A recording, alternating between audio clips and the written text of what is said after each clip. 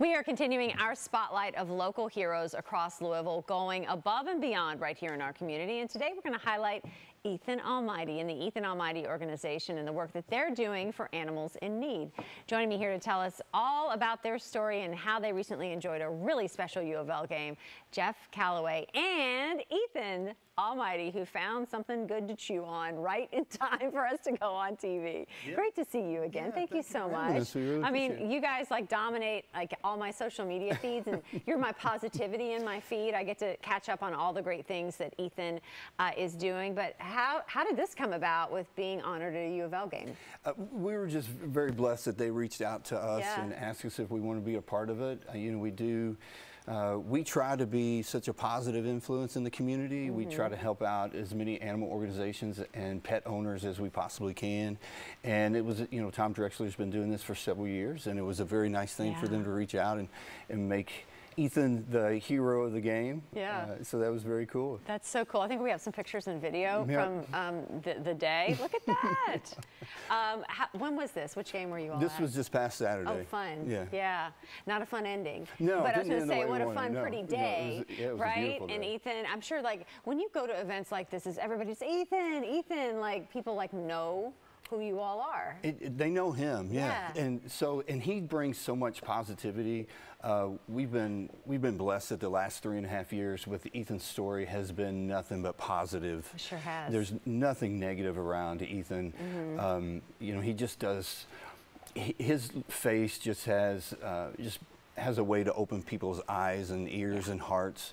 And he's sort of become a symbol for abused animals in shelters. And you know, we started Ethan Almighty's Blessings, a nonprofit organization in Ethan's name. We even partnered with another local organization, Shirley's Way, to create Forever Friends. And it's all about helping folks in the community that need help with vet bills. And we'll do free spay and neuter, and we're microchipping, just wherever we can help out. And we were thankful enough, a lot of hard work went in this past legislative session to get Ethan's Law passed, a new statute, KRS 525.135, that makes the intentional torture or abuse of a cat or a dog a first offense Class D felony. And so we're very happy that that has passed, and we follow some cases. Unfortunately, you hope really that you don't have to have that law. His story, you know, being abused and abandoned in front of the Humane Society would have got people to stop, right? But the work continues. The work continues. The work continues. And the important thing is that people that will treat animals that way will eventually treat a person that way if they haven't already. And so that was one of the more important things to do, was to try to get some people off the street, get them punished before they hurt an actual person. And generally it's a child or an older person, somebody that's vulnerable. So it's been a complete life change.